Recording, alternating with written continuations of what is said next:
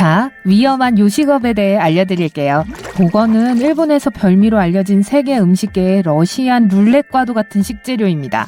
보거 살에는 테트로도톡신이라는 청산가리보다 1200배는 강력한 독이 있어요. 맛있겠는데요? 일반적으로 이 생선을 먹으면 살기 어렵지만 일본 요리사들은 후구라고 하는 200달러치의 비싸고 맛있는 부분을 얻기 위해 보거에서 독성이 있는 부분을 제거하도록 훈련을 받았어요. 미국에서는 사실상 금지된 생선입니다. 보거를 취급하는 곳은 매우 한정적이에요. 그렇다고 사람들이 구하기 위해 필사적이냐고요? 아니라고요? 그럼 저도 안 먹을래요. 미국에서 금지된 또 하나의 음식은 카수 마루주입니다. 이탈리아어로 썩은 치즈를 뜻하죠. 혹시 먹어보고 싶다면 이탈리아의 사르디나에 찾아가세요. 기본적으로 그냥 양젖으로 만든 치즈입니다. 특정 파리들이 거기에 알을 낳은 뒤 40일가량 그 상태로 두게 되는데요. 이 별미 안에는 상구더기가 치즈를 발효시키는데 그 독특한 식감이랑 매콤한 맛, 이야, 군침 도네요. 이 치즈는 위생상의 이유로 미국에선 금지되어 있어요. 어떻게 생각하세요? 카스마루주가 부드러움과 크리미함으로 유명하다면 쿨피는 반대로 세상에서 가장 딱딱한 치즈로 정평이 나 있어요. 일반 치즈처럼 우유로 만들어졌어요. 다른 점이라면 쿨피는 최대 20년 동안 신선함을 유지할 수 있다는 것이죠. 우유 역시 상당히 특별합니다. 여러 가지 산나물을 먹고 자란 소와 야크의 교배종으로부터 공급받은 거예요. 이 감칠맛 나는 우유로 만든 치즈에는 독특한 맛이 있어요. 자메이카를 대표하는 과일 아키도 독특한 맛을 가지고 있습니다. 가벼우면서도 버터와 크림 같은 느낌의 식감에 스크램블 에그 같은 맛이 납니다. 아키의 경우 있기만 한다면 먹어도 문제 없어요. 그래도 조심하세요. 하얀 살만 먹을 수 있거든요. 분홍색 부분과 검은색 씨는 독성이 있어서 먹으면 안 돼요. 이 과일을 이용한 자메이카의 전통 음식 중 하나는 아키와 소금에 절인 생선입니다. 다행히도 대구를 쓴다고 하네요. 버거가 아니네요. 무조건 익어야 먹을 수 있는 또 다른 음식은 바로 엘더베리입니다. 이 베리는 상당히 유명한 편입니다. 엘더베리로 만든 파이와 시럽, 차, 그리고 잼 등 다 있어요. 하지만 이 베리를 조심히 다루세요. 청산가리가 함유되어 있으니까요. 완전히 익고 잘 조리된 엘더베리는 먹어도 문제 없어요. 참 유익한 정보네요. 거의 모든 씨앗에는 청산가리가 있어요. 여러분이 좋아하는 체리도 마찬가지예요. 소량이라 위험할 확률은 극히 적지만 그래도 삼키지 마세요. 이건 복숭아나 자두, 살구도 마찬가지입니다. 너무 오랫동안 씹지 마세요. 만약 여러분이 해산물을 좋아한다면 아마 산낙지에 도전하고 싶을지도 몰라요. 아기 문어 촉수를 양념한 거라고 보면 돼요. 그런데 이게 문제는 아직 움직인다는 거예요. 이 음식을 먹어본 사람들이 말하길 접시에서도 촉수가 움직이기도 하고 입에 넣으면 빨판의 흡입력 때문에 안에서 달라붙는다고 하네요. 흡입력이라 흡입력. 그럼 재미있는 음식 상식 또 하나.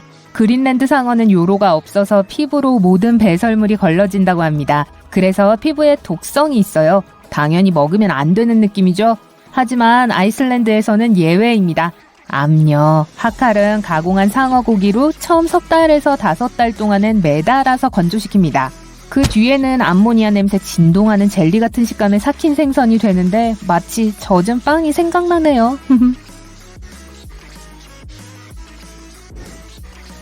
카사바는 2가지 유형의 독성 있는 열대 뿌리입니다. 이 중 달콤한 카사바에는 약간의 청산가리가 있는데요. 안전할 정도로 독성이 감소하도록 조리하면 먹을 수 있어요. 쓴 카사바의 독소를 전부 제거하려면 뿌리를 강판으로 갈고 물에 적신 뒤 먹을 수 있도록 조리해야 해요. 이 뿌리엔 전분이 많고 맛도 굉장히 은은합니다. 카사바는 감자처럼 활용할 수 있어요. 으깨거나 삶거나 튀겨도 돼요. 저 카사바 한 접시 주시고요. 청산가리는 가지세요. 대황이 왜 이 악명 높은 리스트에 포함된 건지 의문을 가질 수도 있겠지만 단점이 있긴 있어요. 대황의 이파리엔 강한 독성이 있어요. 옥살산이라는 물질이 있거든요. 절대 조리하거나 굽거나 그 외에 다른 것도 하면 안 돼요. 하나라도 먹게 된다면 온몸에 한겨울에 흐리고 안개가 자욱한 아침을 상상해보세요. 톰은 잠에서 깨어나면서 앞으로의 하루가 약간 긴장됩니다. 그는 미지의 바다로 긴 여정을 떠날 거예요. 선장은 영국을 떠나 아메리카 대륙까지 가는 것이 목표라고 말합니다. 집을 떠날 준비를 마치고 짐을 싸는데 아내가 밤새 준비한 비스킷을 가져가라는 말을 합니다. 여기 이 비스켓을 확대해 볼게요. 조금 이상해 보이지 않나요? 이것은 선상 비스켓이라고 불리며 말 그대로 선원들이 바다에서 긴 항해 중에 먹던 비스켓입니다. 배의 비스킷은 몇 년 동안 상하지 않고 보관할 수 있어요.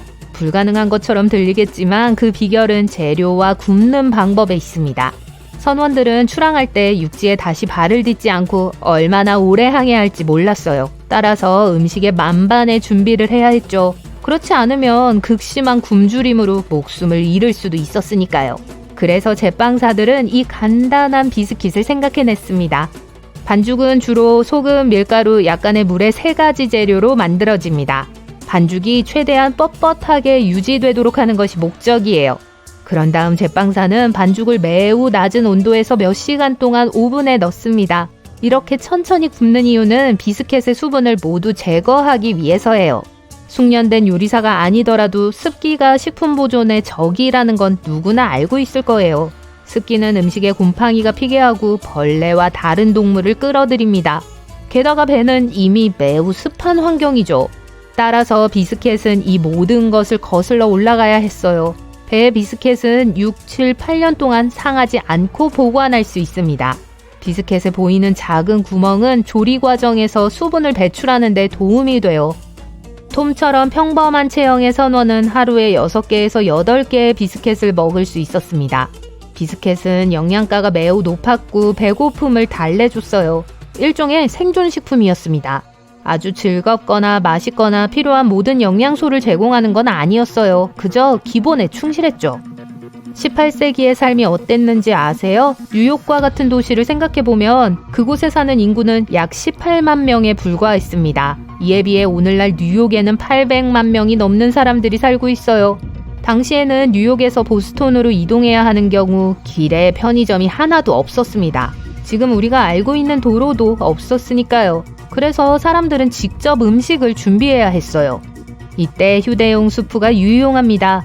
고기와 채소가 끓는 냄비를 상상하셨다면 유감스럽게도 틀린 생각이에요. 휴대용 수프는 단단하고 응축되어 있습니다. 이렇게 생겼어요. 휴대용 수프는 기본적으로 고기로 만든 매우 응축된 물질인 고형화된 국물의 일종입니다. 생각해보세요. 편리하고 가볍고 공간을 많이 차지하지 않죠. 하지만 만들기가 매우 어렵습니다. 휴대용 수프를 만들기에 가장 좋은 고기는 소고기 사태와 같이 콜라겐이 많은 고기예요. 그리고 그 비결은 천천히 조리하는 거예요. 하지만 눈을 떼선 안 돼요. 끓으면 모든 것을 망칠 수 있기 때문이죠.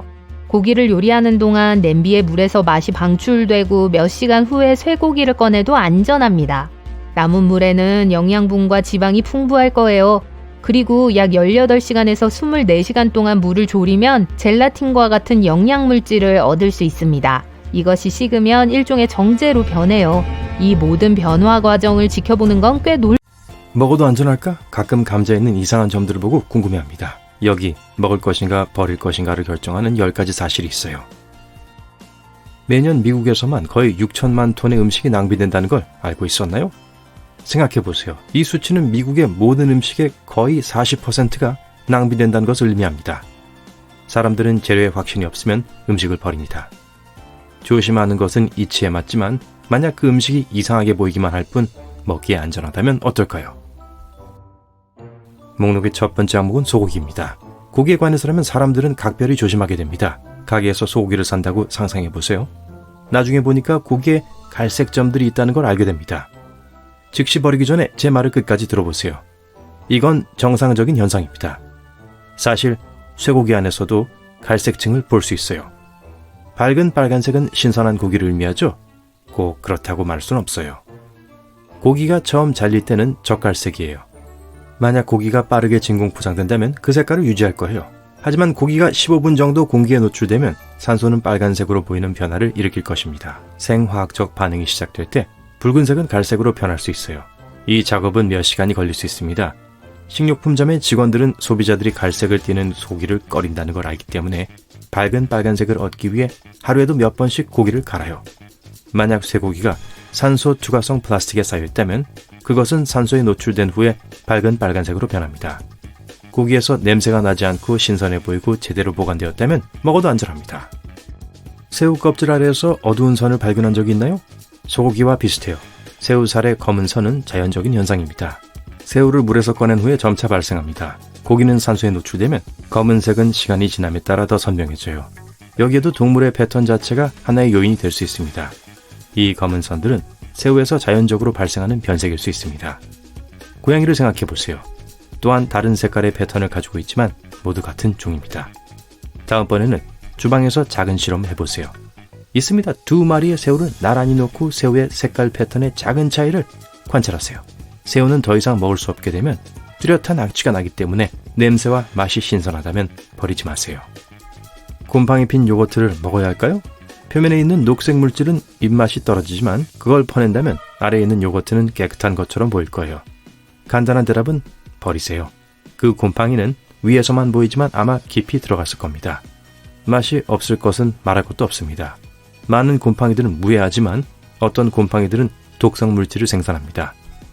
녹색 곰팡이는 페니실름의 한 종류입니다. 이 단어가 친숙하게 들리나요?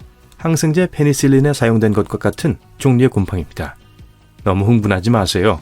곰팡이가 핀 요거트를 먹는다고 박테리아 감염이 마법처럼 치료되지는 않을 거예요. 그저 유제품을 망칠 뿐입니다. 2013년에 한 계열의 요거트와 관련된 발병이 있었습니다. 그 회사는 평소처럼 제품을 가게에 넘겼어요. 얼마 후 고객의 불만이 있었습니다.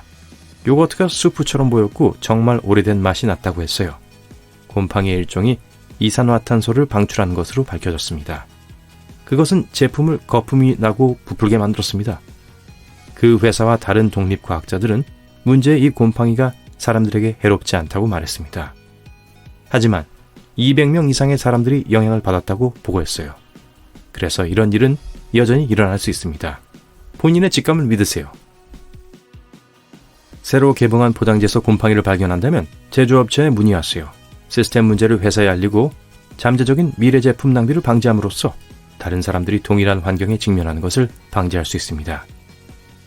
게다가 회사는 아마도 보상을 하고 싶어 할 것이에요. 새 요거트를 주거나 무료 제품을 위한 쿠폰을 제공할 수도 있어요. 아보카도는 왜 가끔 안에 갈색 점이 있을까요? 엄밀히 말하면 먹을 수 있지만 먹고 싶은 기분이 들지 않을 거예요. 아보카도는 비타민 C, E, K와 B6와 같은 많은 비타민의 원천이고 마그네슘, 칼륨 등의 건강에 좋은 성분이 많이 들었습니다. 아보카도는 그런 건강식물이 되기 위해 열심히 일해요. 이 안에는 영양분, 물, 당분이 흐르고 있어요. 네, 엄밀히 말하면 아보카도는 과일이에요. 어쨌든 아보카도는 정맥과 같은 수송 경로를 가지고 있어요. 이런 경로는 일반적으로 우리에게 보이지 않습니다. 뭔가 비정상적으로 될 때까지는요. 아보카도가 너무 추운 온도에서 필요 이상으로 오랜 시간 동안 저장되는 경우죠. 그 결과 조직세포가 약화되고 악화되기 시작할 수 있어요. 전문가들은 아보카도가 수확된 후에 우리가 과일을 사기 전에 냉장고에 몇 주 동안 머무르면 혈관 갈색화가 일어날 수 있다고 말합니다. 이런 현상은 아보카도를 며칠 동안 실온에 두면 나타납니다. 너무 심하게 자책하지 마세요. 여러분 잘못이 아니에요. 그렇다면 먹어야 할까요? 아니면 버려야 할까요? 갈색 점박이 아보카도는 먹을 수 있지만 먼저 맛을 보는 게 좋을 거예요. 일반적인 것에 비해 맛이 없을 수도 있습니다. 감자 껍질 아래 하얀 부분은 어떨까요? 먹어도 될까요? 버려야 할까요? 검은 멍 자국 같지만 검은색은 아닙니다. 만약 감자의 바깥층이 정상적으로 보인다면 그 이상하게 생긴 하얀 매듭은 곰팡이가 아니에요. 곰팡이가 핀 감자는 변질됩니다. 부드러워지고 주름이 지거나 물렁물렁해질 거예요. 감자의 겉모습이 깨끗하고 정상적으로 보이는 한 그 안에 해로운 미생물이 자라고 있지 않아요. 이 눈에 띄게 하얀 부분은 감자가 멍이 들었기 때문에 형성될 수 있는데 아마도 수확 중에 밭에서였을 겁니다. 요약하자면 먹어도 괜찮아요. 감자를 썰 때 나오는 하얀 얼룩이 문제가 될 수 있어요. 도마 위에 자국이 보여요. 전문가들은 어떤 감자는 더 높은 수준의 물과 녹말 함량을 가지고 있다고 말합니다. 그 결과 도마가 평소보다 조금 더 지저분해져요. 걱정할 필요 없어요. 감자 얘기를 계속할게요. 모든 버전의 감자를 사랑하고 아침부터 저녁까지 끼니마다 먹을 수 있기 때문이 아니라 감자칩에 있는 갈색 반점이 무엇인지 알고 싶기 때문입니다. 먹어도 될까요? 버려야 할까요?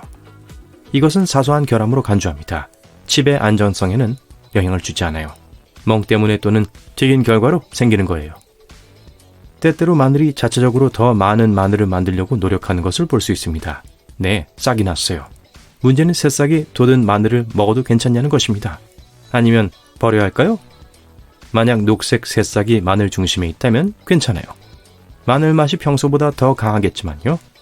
다른 재료들과 함께 요리하면 전혀 문제가 없을 거예요. 맛이 그렇게 강하진 않을 겁니다. 벌레가 있는 사과를 먹어도 될까요? 대부분의 사람들은 우연히 벌레가 있는 사과를 먹는다는 생각을 견딜 수 없지만 그것은 문화적인 거예요. 그래서 답은 먹어도 된다입니다. 결국 벌레는 과일에 약간의 단백질을 첨가하죠. 이 벌레는 해로운 기생충을 가지고 있지 않습니다. 사과 속으로 들어가요.